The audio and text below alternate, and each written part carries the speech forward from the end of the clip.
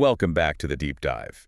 It's wonderful to have you with us again. Yeah, thanks for joining us. We know you're curious, and we know your time is incredibly valuable. So today we are taking a shortcut to being well-informed on a subject that perfectly blends culture, economics, and human psychology. It really is a perfect intersection of all three. Right.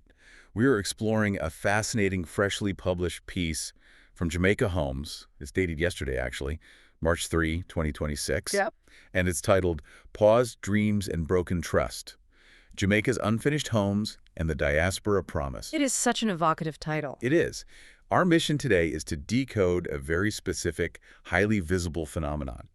If you ever find yourself driving across Jamaica's towns, districts, or those winding rural lanes, you will inevitably notice these unfinished concrete shells just dotting the lush landscape. They are literally everywhere. Yeah. Some of these are merely poured foundations, slowly being reclaimed by grass. Right, or you'll see concrete columns reaching skyward with rusted steel rods just exposed to the elements. Exactly. Or completely roofless structures weathering quietly, year after year, sometimes decade after decade. We're going to uncover what these paused builds actually tell us about the history of migration, the hidden dangers of informal business practices, and the immense tangled complexities of generational wealth. It is a lot to get into. It is. Okay, let's unpack this. To really understand these structures, we have to start with the history of Jamaican migration, because these aren't just abandoned construction sites. No, not at all. They are the physical architecture of hope. That is a great way to put it. Looking at the sheer scale of migration gives those concrete shells an entirely new meaning. This story doesn't actually begin with cement and steel. Right. It begins with massive human movement. You look at the migration patterns, and they stretch way back to the early 1900s. When Jamaican workers left their homes for Panama to build the canal. Exactly. Or traveled to Cuba and Central America looking for better economic opportunities. But that outward movement accelerated dramatically after 1948, with the Windrush generation heading to the United Kingdom. And the reality of that sacrifice is just profound. We are talking about people leaving a tropical climate and arriving in freezing post-war Britain, often facing intense systemic discrimination. Yeah, the conditions were incredibly harsh. They worked incredibly long hours, taking the hardest, most grueling shifts available to them. You would find them running the public transport systems, working double shifts in hospitals, manning factory floors, doing the heavy lifting in construction. They were essentially rebuilding the infrastructure of the UK. Exactly.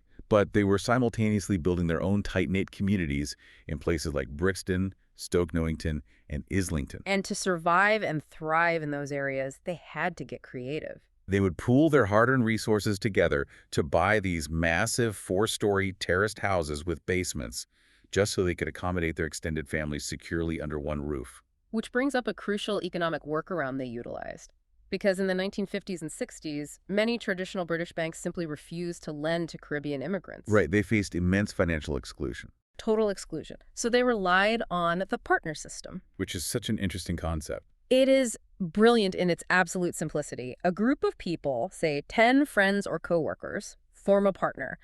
Everyone chips in a set amount of money every single week. Just strict disciplined saving. Exactly. And each week, one person in that rotation takes home the entire lump sum. It creates a highly disciplined, community-enforced savings structure. Good. If you don't pay in, you let the whole community down. Right. That lump sum was a lifeline. It was used to fund deposits on those terraced houses, to pay for crucial renovations, and ultimately to purchase land back home in Jamaica. Because building a house back in Jamaica was never treated as just an incidental backup plan. It was the ultimate overarching goal. It was the dream. A completed home symbolized their eventual triumphant return to their homeland.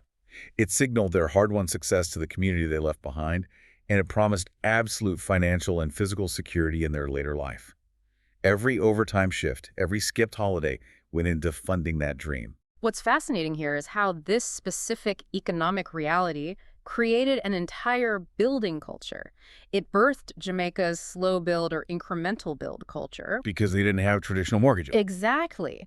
When you are funding a house entirely out of pocket through seasonal earnings or remittances sent back from overseas, you can't just hire a massive crew and throw up a whole house in 6 months like a modern developer. Right, you have to pace it. You pour a concrete foundation one year, you save up again, and you put up the walls the next year. You add the roofing several years later, you do the interior finishes, the plumbing, and the tiling only when the funds allow. It is a literal, physical manifestation of saving up over time, block by block. It really is. But building a house incrementally over a span of 10, 20, or even 30 years leaves a massive window of time for life to simply intervene. And that is why we see so many of these builds pause indefinitely across the island. Life happens. Right. Sometimes it is for entirely natural, albeit deeply heartbreaking reasons. A spouse might pass away, completely shifting a family's priorities. Or a key income stream suddenly dries up. Yeah, or someone's health declines, making a permanent return trip to the Caribbean medically impossible. Another incredibly common scenario is generational drift. Oh, this is a big one. The children of those original migrants settle permanently overseas. They build their careers, marry, and have their own children in London, New York, or Toronto. Their accents change, their cultural ties shift. Exactly. And their immigration status anchors them abroad. They simply do not possess the shared urgency to pour their own salaries into finishing a house in a country they might only visit for a 2-week holiday every few years. And additionally, over a 20-year build, construction costs and material prices can escalate way beyond the original projections. Easily. It prices the family completely out of completion. Dean Jones, the founder of Jamaica Homes, frames this dynamic beautifully in the piece. He notes that these homes represent sacrifice. They were built out of overtime shifts in London hospitals and factory floors. That is such a powerful image. It is. They were funded through disciplined partner savings and reliable remittances. They deserve profound respect. That perspective really grounds you in the human element.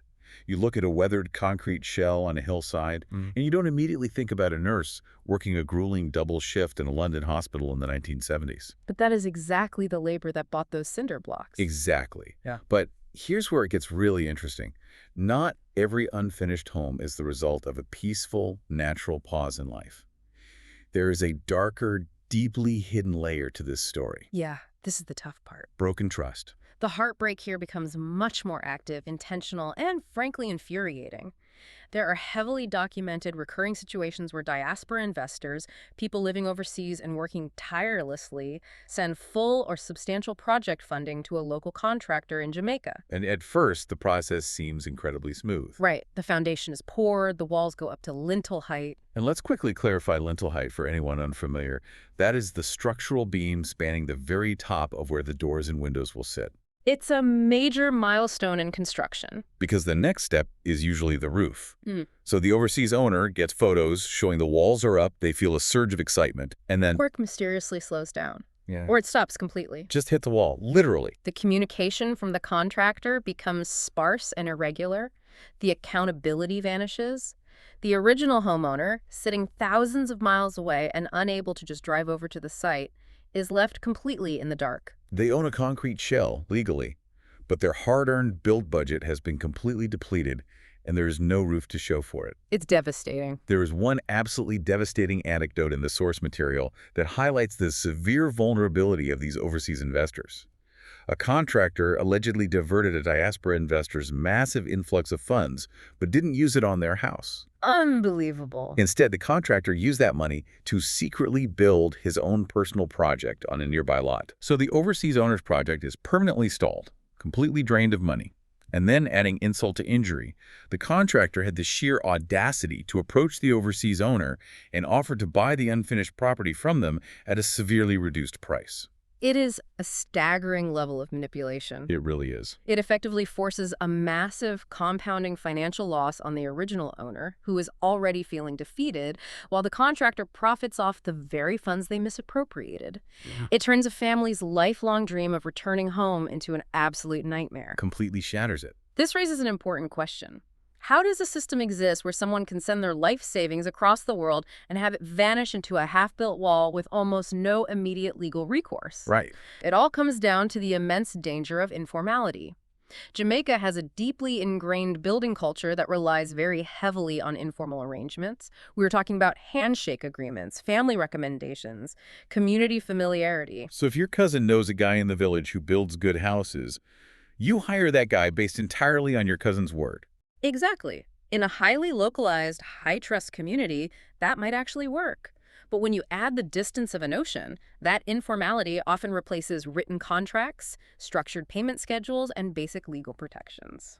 While many builders and contractors in Jamaica operate incredibly ethically and are highly competent professionals, a system lacking formal safeguards causes the risk to skyrocket. Absolutely. And the emotional toll of that risk going wrong is just profound.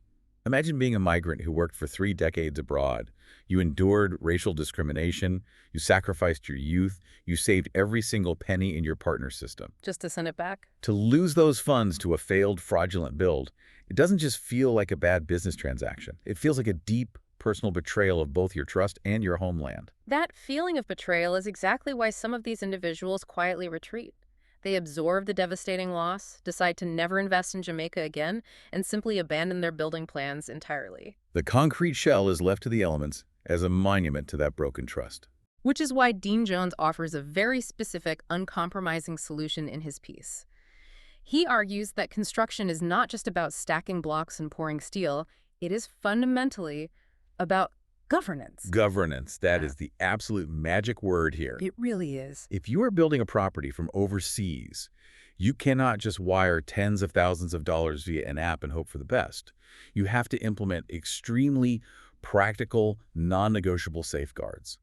First and foremost, you need independent oversight. You cannot rely on the contractor to grade their own homework. Right. You need to hire a quantity surveyor, an independent architect, or a dedicated project manager who is legally accountable only to you. A quantity surveyor, for instance, acts as the financial accountant of the building site. They calculate exactly how much material is needed and what it should cost, ensuring you aren't being overcharged. Which is such a common pitfall. Huge. Too many families release their full funding in large stages without formal contracts, without proper valuation checks, and without an independent professional conducting site inspections to verify that the materials purchased are actually on the site. The required protections are very straightforward when you break them down. You must have written construction contracts. You must have stage-based payments that are only released when verified by an independent inspection. And you need retention clauses. And to break down a retention clause, it is basically an agreement where you deliberately hold back the final 5 or 10% of the total payment until an independent inspector verifies the work is completely finished, up to code, and free of defects. It gives the builder a major financial incentive to actually cross the finish line. Exactly. You also need clear, legally binding dispute resolution mechanisms written into the contract, and you must secure all proper municipal building approvals before breaking ground. Engaging a qualified independent professional early on might seem like an annoying, expensive upfront cost when you're trying to stretch your budget. It's easy to want to skip it. But when you compare that fee to the catastrophic risk of losing your entire life savings to a stalled build, it is the most economical, protective decision you can possibly make. 100%. So what does this all mean? We've explored the deeply personal individual heartbreak, the betrayed trusts, the stolen savings, and the informal culture that allows it to happen. But how does this scale up? What actually happens to the fabric of a country when there are thousands upon thousands of these unfinished projects scattered across its landscape? It creates a massive, multi-layered macroeconomic issue. Land ownership has historically been viewed as the ultimate form of security and social mobility in Jamaican society. But these unfinished homes don't secure wealth. Yeah. They actually freeze it. Millions of dollars of potential generational wealth are trapped in concrete shells that can neither be lived in nor easily sold. They become trapped in a relentless legal and bureaucratic limbo. The structural hurdles keeping this wealth frozen are immense. Often, because of the informal nature of the initial investment, there are no formal wills. Right, the handshake comes back to haunt them. Fast forward 30 years, the original owner passes away, and now you have multiple heirs. One lives in London, one is in Toronto, and two are in New York. None of them agree on what to do with the property, and none of them want to fund its completion. Then you run into title irregularities. You need title regularization, which is the agonizing legal process of updating the official government paperwork to actually match who owns the land today, generations after the original handshake purchase. And if the deed isn't clear, you can't sell it. You're stuck. Add to that the accumulated property tax arrears. If a property sits abandoned for 20 years, the unpaid taxes and penalties can sometimes grow to exceed the value of the unfinished structure itself. That is wild. And if we connect this to the bigger picture, we have to look closely at the severe visual and environmental planning impacts. These aren't just invisible numbers in a bank account. They are decaying physical structures. Exposed steel rebar rusts over time. When rebar rusts, it expands, which cracks and breaks the surrounding concrete from the inside out, a process called spalling. The concrete discolors. These overgrown, vacant lots quickly start to attract illegal dumping and become public health hazards. Furthermore, Jamaica is a small island nation highly vulnerable to climate change and severe weather events. During a Category 4 or 5 Caribbean hurricane, a partially completed roofless structure isn't just an eyesore. It is a deadly hazard. Okay. Exactly the point. A 150-mile-per-hour wind ripping through an unfinished shell compromises its structural integrity entirely. Loose cinder blocks, unsecured timber, and failing masonry can become lethal projectiles, posing a severe physical risk to the families living in the fully finished houses right next door. Which brings us to a glaring national paradox. Yeah. Jamaica is facing an ongoing critical housing shortage in several middle and lower income brackets. Yet, at the exact same time, you have this massive, island-wide underutilization of prime land. You have dormant, viable properties sitting there indefinitely, exacerbating the housing crisis and becoming a massive urban planning challenge for the entire country. It is a striking contradiction. A dire housing shortage existing side by side with thousands of houses sitting empty and unfinished. But fixing this massive macro issue requires an incredibly delicate balance. Because you can't just step in and take them. No, any national policy moving forward has to deeply fundamentally respect the sacrifices of that initial migrant generation. The first objective of any government intervention has to be revival and support, absolutely not seizure or penalization. Any approach that feels punitive or any policy that threatens to just seize the land of overseas migrants is going to fail spectacularly. It would cause an uproar. That migrant generation literally built a significant portion of modern Jamaica's informal housing stock through their relentless remittances.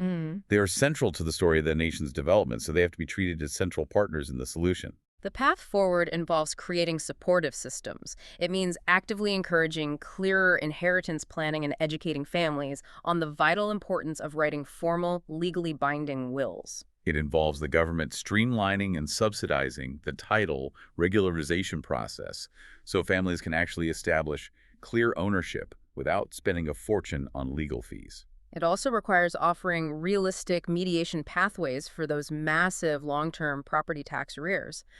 Perhaps offering amnesty or reduction programs so families aren't terrified to claim their ancestral land. Makes sense. And finally, providing tangible financial incentives like reduced import duties on finishing materials to encourage the voluntary completion of these stalled builds. It is about taking something that is paused and providing the scaffolding to help families either finish what they started or transition it responsibly and profitably to the next generation. Because the dream of the Windrush generation was never to leave a decaying concrete shell on a hillside. The dream was to build lasting security. And that brings us to the core takeaway for you listening today. Whether we are analyzing real estate development in the Caribbean or any major long-term endeavor you might be tackling in your own life, aspiration alone is never quite enough. Hope is a powerful engine, but it is governance, professionalism, legally sound structures, and careful planning that actually turn paused dreams into productive, lasting realities. It is a profound lesson in ensuring that the legal and professional structures you put in place to protect your financial resources are every bit as strong, tested, and resilient as the concrete foundations you pour for your house. Well done. So as we wrap up this deep dive, we want to leave you with a final thought to mull over as you go about your day. Think about the assets, the long-term projects, or even the informal agreements currently floating around in your own life, your family, or your community. How much generational potential is currently sitting unfinished right now, simply due to a lack of formal planning, a missing contract, or a reluctance to sit down and have difficult, necessary conversations? That is an incredibly important question to reflect on. And more importantly, what would it actually take for you to finally put the roof on it? Thanks for joining us for this deep dive. Keep asking questions, keep looking for those unexpected connections, and we will see you next time.